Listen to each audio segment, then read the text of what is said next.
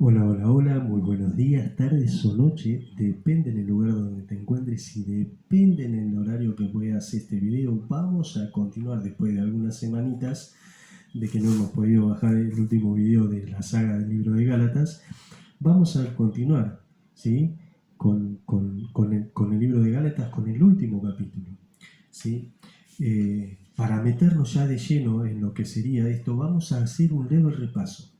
¿Sí? Recordemos que esta carta del libro de Gálatas fue escrita por el apóstol Pablo, el cual era el fundador de esas iglesias que estaban situadas en Galacia. Recordemos que no era una de las varias iglesias que estaban situadas en Galacia, y fueron escritas entre el 56 y 60 después de Cristo. Geográficamente, esta iglesia estaba situada en Asia Central, que es lo que se conoce hoy como Turquía. ¿Sí? Y fue escrita por el apóstol Pablo porque el apóstol Pablo se enteró, ¿sí?, de que estaban pasando diferentes circunstancias, diferentes momentos de pruebas en esos lugares. Entonces, recordemos que había una presión de aquellos judíos cristianos, que esa era la prueba que estaban pasando, diciendo de que los hermanos gentiles debían circuncidarse. ¿Para qué? Para poder ser verdaderamente cristianos. ¿Sí? Pero el apóstol Pablo dice en el capítulo 5, en el capítulo 4 también lo dice de que para Cristo no vale, no, el capítulo 5 en el capítulo 6, dice que para Dios no vale ni la circuncisión ni la incircuncisión. ¿Sí? ¿Por qué? Porque ya Cristo pagó, ya Cristo cumplió con esa ley, ¿sí? Y Él murió y resucitó, ¿sí? Y redimió al mundo de pecado con su sangre preciosa derramada allí en la cruz del Calvario. Y Él resucitó y hoy está sentado a la diestra del Padre.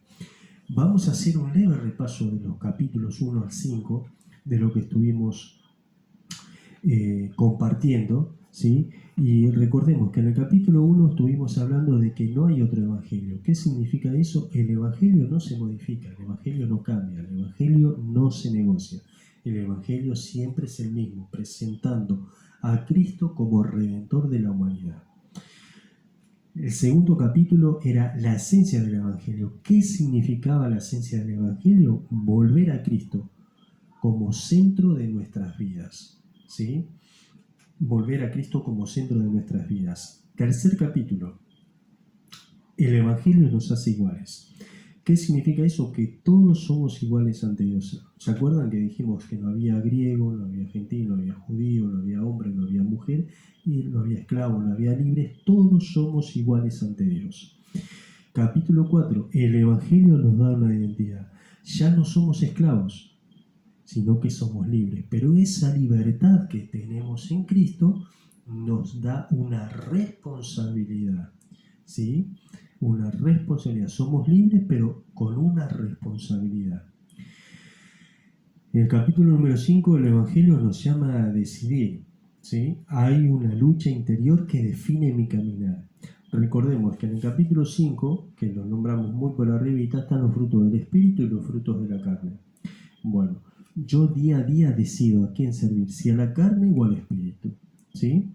Teniendo en contexto todo esto del libro de Gálatas, vayamos a lo que sería el capítulo número 6 para cerrar esta saga del libro de Gálatas. El capítulo número 6 es el Evangelio de la cruz transforma. El Evangelio de la cruz transforma. ¿Por qué? Y ya nos metemos de lleno a lo que serían los consejos o las exhortaciones que el apóstol Pablo hacía en amor a estas iglesias. Leamos versículo 2 y versículo 3. Dice: sobrellevar los unos la carga de los otros y cumplir así la ley de Cristo, porque el que se cree ser algo no siendo nada, a sí mismo se engaña. ¿Qué es lo que quería decir, mejor dicho, no lo que yo quiero decir, sino lo que el apóstol Pablo quiere decir? Dice que la vida cristiana no se sirve en soledad. El Evangelio nos llama a acompañar, el Evangelio nos llama a ayudar y el Evangelio nos llama a sostener a nuestros hermanos en sus momentos difíciles. Recuerden que yo dije al principio de que después de varias semanas puedo estar grabando nuevamente este video para poder cerrar esta saga del libro de Gálatas, y Y bueno, hemos estado atravesando como familia, hemos estado atravesando por diferentes pruebas, diferentes circunstancias en las cuales hemos sentido, por la gracia de Dios, hemos sentido el apoyo incondicional de nuestros hermanos. Realmente doy gracias a Dios por el lugar donde me estoy congregando, por mi iglesia, por mis hermanos que están congregándose allí junto conmigo.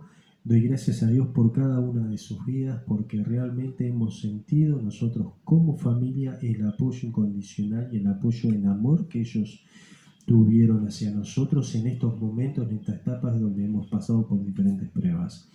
Así que nada, doy gracias a Dios por eso y espero que vos también puedas dar gracias a Dios por tus hermanos allí en donde te congregás, de que ellos interceden ante Dios también y que juntos intercedemos ante Dios por aquellos hermanos que están pasando por diferentes circunstancias. Realmente es una bendición, ¿sí? Cuando uno siente el apoyo de nuestros hermanos que están intercediendo ante Dios, porque eso me muestra el amor que ellos sienten, no solamente por Dios, sino también por nosotros, ¿no? Por las personas. Recuerden, ¿sí?, lo que dijo el apóstol Pablo, versículo 13 en el capítulo número 5, dice 13 y 14, dice: porque vosotros, hermanos, a libertad fuisteis llamados, solamente que no uséis la libertad como ocasión para la carne, sino, dice, servíos los unos a los otros, servíos por amor los unos a los otros. Y el versículo 14 dice: porque toda la ley en esta sola palabra se cumple: amarás a tu prójimo como a ti mismo. Y esta es una de las más grandes muestras de amor que uno como humano, como persona, como hijo de Dios puede hacer, ¿no? La mayor muestra de amor, ¿cuál fue?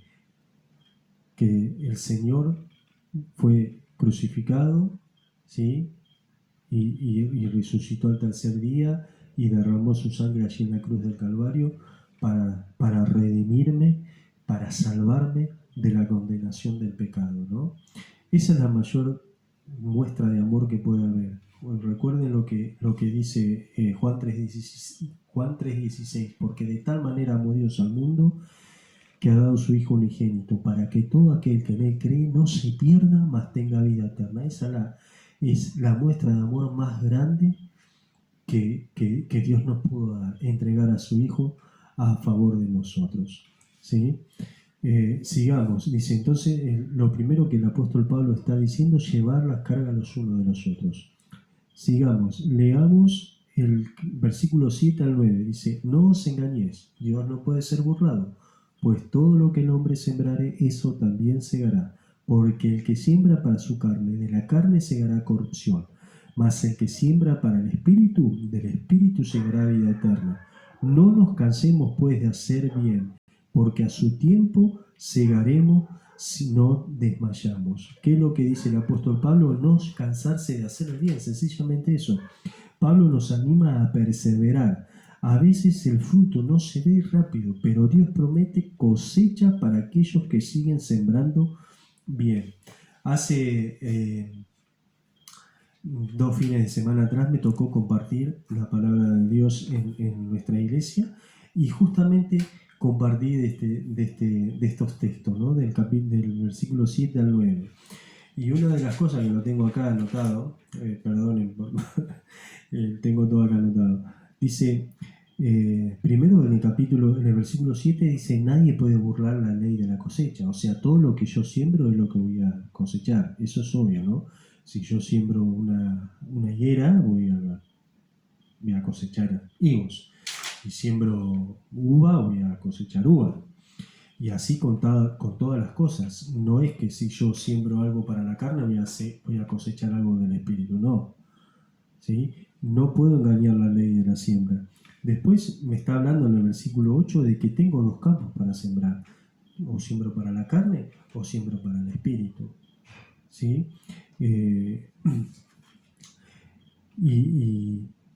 Y uno, ¿sí? Uno, por eso dice no cansarse de hacer el bien. Uno debe decidir. Recordemos lo que vimos en el capítulo 5, que el Evangelio nos llama a decidir. Todos los días estamos decidiendo nosotros, ¿sí?, en dónde voy a sembrar. ¿sí? Si voy a sembrar para la carne o voy a sembrar para el espíritu. ¿Sí? Si yo siembro para la carne, voy a cosechar corrupción, ¿sí? Y todo lo que sean frutos de la carne. Ahora, si yo siembro para el espíritu, voy a cosechar buenos frutos del espíritu. ¿Sí?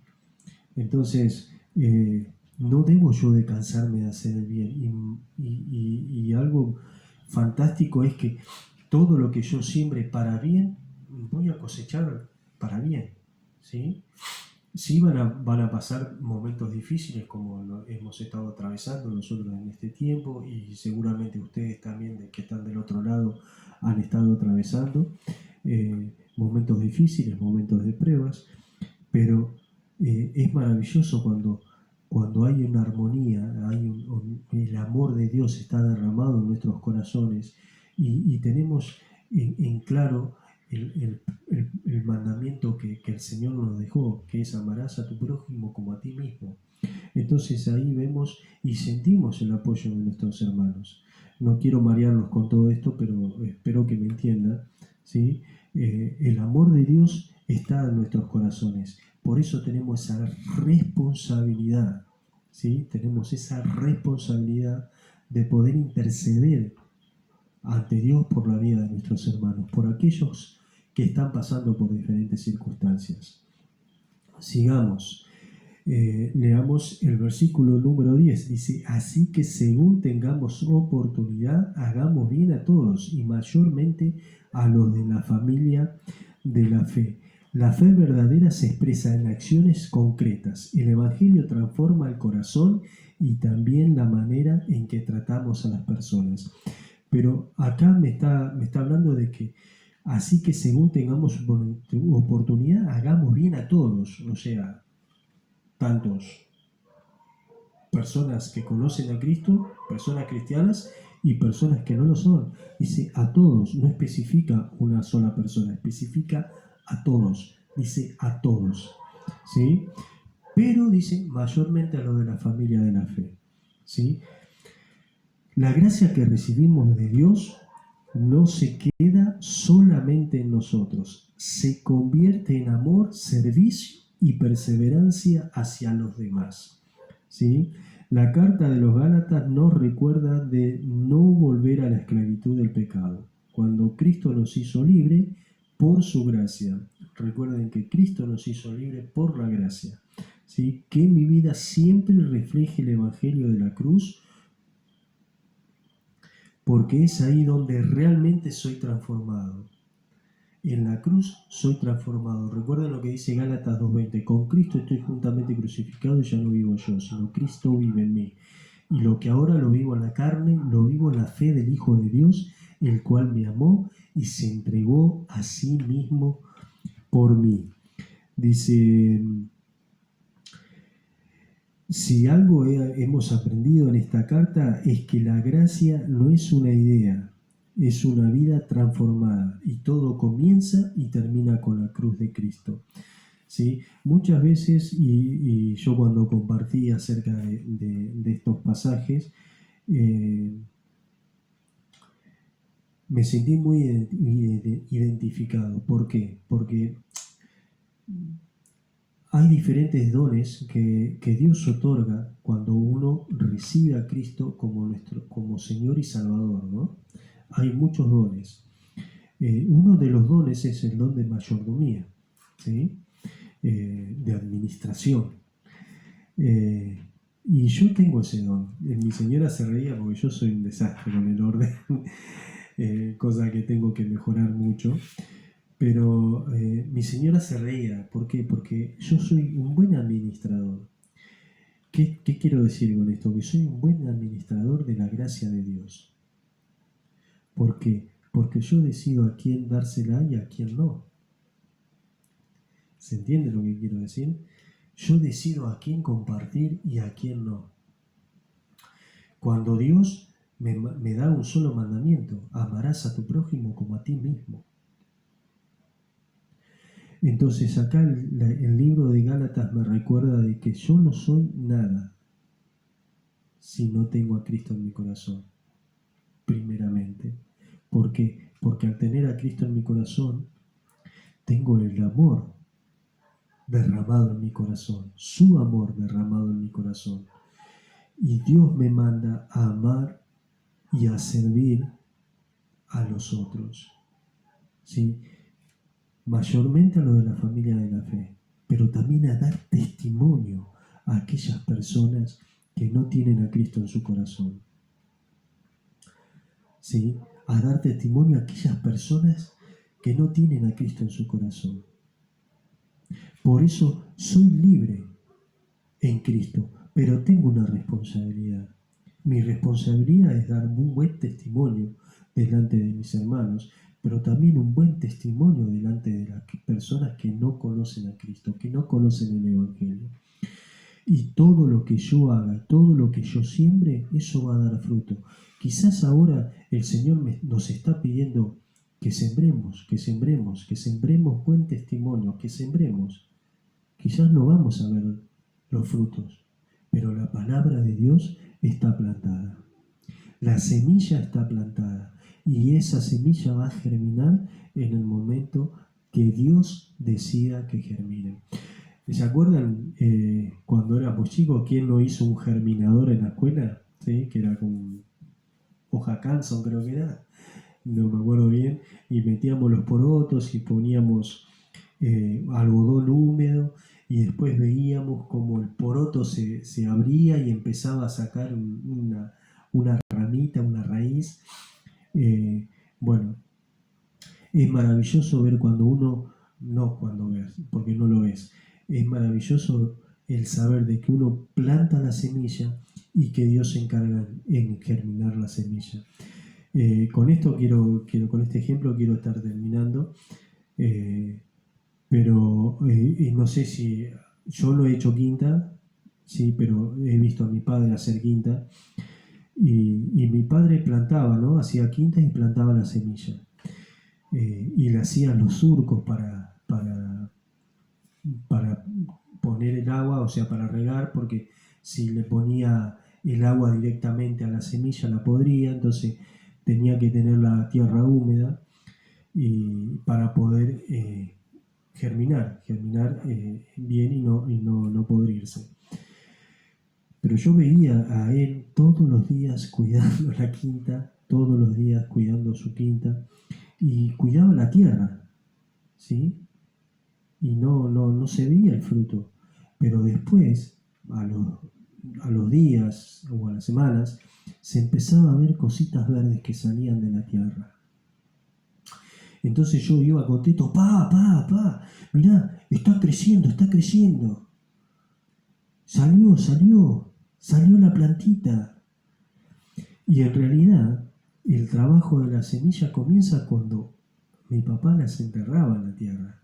Desde ahí empieza a comenzar su crecimiento, ¿sí? La humedad hace una transformación de que la semilla se abra, empieza a crecer una raíz, empieza a crecer otra raíz, hasta que tiene toda la raíz bien formada abajo y después empieza a crecer hacia arriba. Entonces, no nos cansemos de hacer el bien, no nos cansemos nunca de hacer el bien. ¿Por qué? Porque a su tiempo segaremos y no desmayamos. Tratemos de hacer bien a todos, aquellos que tienen a Cristo y aquellos que no tienen a Cristo en su corazón, ¿sí? Tratemos de ayudarnos, tratemos de apoyar en oración a nuestros hermanos, ¿sí? Y tratemos de orar por personas que no tienen a Cristo en su corazón, porque la palabra de Dios lo dice. Dios quiere que todos pasen al conocimiento de la verdad, pero no todos van a pasar ese conocimiento, pero nosotros tenemos la responsabilidad de predicar su palabra a toda criatura, a toda criatura. Está en ellos si deciden creer o no creer. Pero este es el gran desafío de este libro. Realmente me ha gustado mucho poder compartir este libro. He aprendido mucho, y he cambiado muchas cosas en las cuales el Señor me ha estado hablando. Espero que haya sido de mucha bendición para sus vidas. comenten, por favor, comenten, aunque sea pongan amén en los comentarios, ¿sí? Si les ha gustado, ¿sí? No necesitan poner nombre ni nada por el estilo, sino pongan amén si han sido edificados mediante la palabra de Dios con el libro de Gálatas, ¿sí? Y recuerden, ¿sí? Lo que siempre decimos, suscríbanse, ¿sí? Gracias a Dios está siendo visto, ¿sí? por varias personas, pero no todas las personas están suscritas, así que nada, suscríbanse para que el algoritmo de YouTube pueda seguir recomendando estos videos. Y nada, suscríbanse, denle like, activen la campanita y no se olviden de comentar, de poner amén, aunque sea. Nada, así seguimos con la palabra del Señor. Y si quieren, también si quieren que estudiemos juntos algún libro, ¿sí? Yo estaba pensando en el libro de Filipenses, que son 4 capítulos, así que nada, posiblemente comencemos con el libro de Filipenses. Así que bueno, nos volveremos a encontrar en el próximo video con la palabra que da vida, reflexiones que transforman el corazón.